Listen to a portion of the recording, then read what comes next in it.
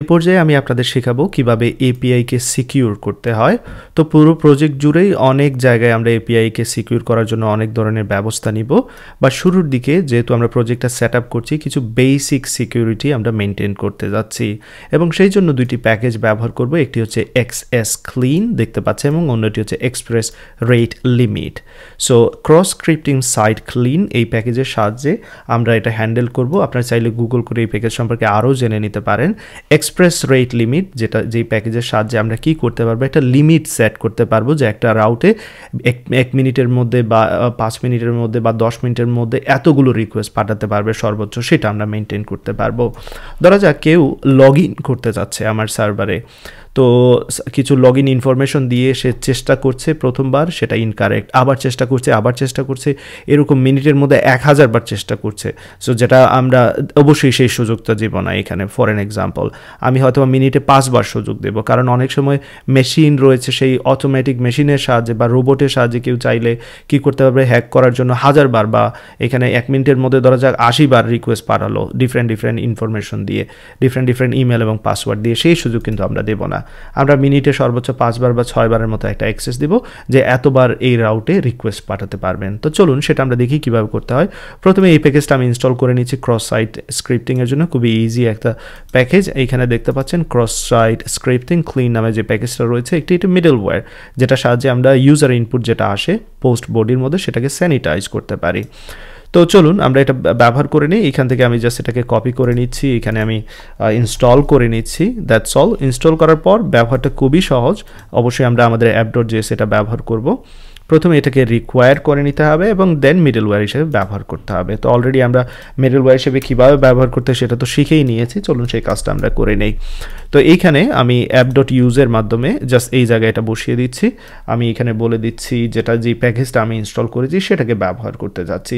তো সেক্ষেত্রে যেটা করতে হবে, অ্যাক্সেস ক্লিন, এইখানে আমি সেটা ব্যবহার করে নিচ্ছি। নামটা আসলে আমি পরিবর্তন করব, উপরে ভেরিয়েবলের যে নামটা রয়েছে সেটাকে অ্যাক্সেস ক্লিন দিয়ে দিচ্ছি এখানে। That's all.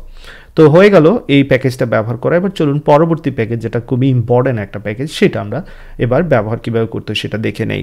তো সেই জন্য যে কাজটা করতে হবে, সেই প্যাকেজটাও আমাকে ইনস্টল করতে হবে। এখানে দেখতে পাচ্ছেন উইকলি ডাউনলোড, একদমই খারাপ না। সো এটার সাহায্যে আমাদের যে এপিআইটাকে সেটাকে আমরা কি করতে পারবো, এপিআই যে রিকোয়েস্টটা পাঠানো হয় এন্ড পয়েন্টে সেটাকে লিমিটে নিয়ে আসতে পারবো, একটা লিমিট সেট করে দিতে পারবো।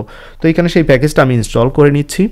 দেন এবার এই প্যাকেজটা ব্যবহার করা পালা। আমরা যে কাজটা করব, এইখানে ডকুমেন্টেশনে দেখতে পাচ্ছেন কিভাবে ইম্পোর্ট করতে হয়, ডেফিনেটলি এখানে দেওয়া আছে। সো আমি এই জায়গা থেকে এটা কপি করে নিচ্ছি এবং এইখানে উপরের দিকে এটাকে পেস্ট করে দিচ্ছি। ফাইন।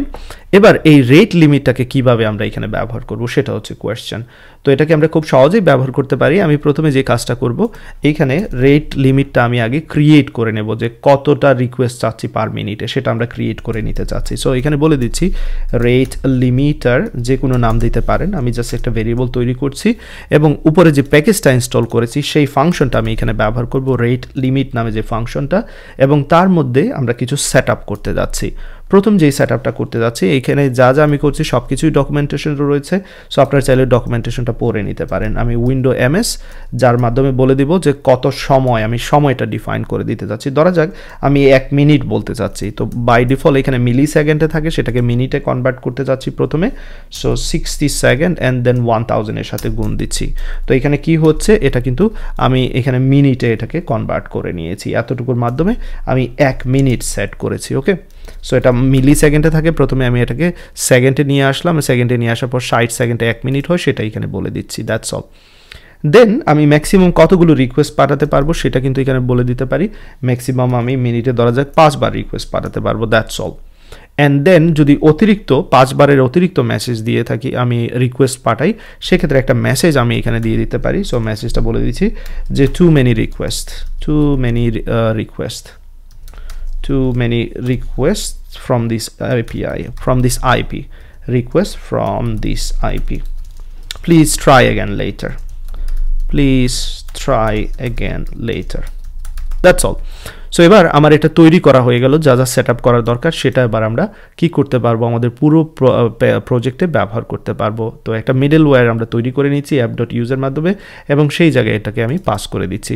আমি চাইলে এটাকে কি করতে পারি, একটা ইন্ডিভিজুয়াল রাউটের জন্য ব্যবহার করতে পারি। ধরা যাক আমি টেস্টের জন্য ব্যবহার করতে চাচ্ছি, সেক্ষেত্রে জাস্ট এটা এখানে বসিয়ে দিলে হবে, এটা মিডল ওয়্যার হিসেবে। তো এবার যখনই আমি /টেস্টের রিকোয়েস্ট পাঠাবো, এই রেট লিমিটার সেই লিমিটটা চেক করবে যে 1 মিনিটের মধ্যে 5 বার পাঠানো হয়ে গেছে কিনা, সেটা চেক করবে। তো চলুন এটা আমরা চেক করে নিই। আমি পোস্টম্যানে চলে যাব আপনাদেরকে এটা দেখানোর জন্য। সো আমি পোস্টম্যানটা ওপেন করে নিচ্ছি, দেখতে পাচ্ছেন পোস্টম্যান ওপেন করা হয়ে গেল। এপিআই টেস্টিং, এইখানে আমি রিকোয়েস্ট পাঠাতে চাচ্ছি, 1 বার পারফেক্টলি কাজ করছে, 2 বার, 3 বার, 4 বার, 5 বার।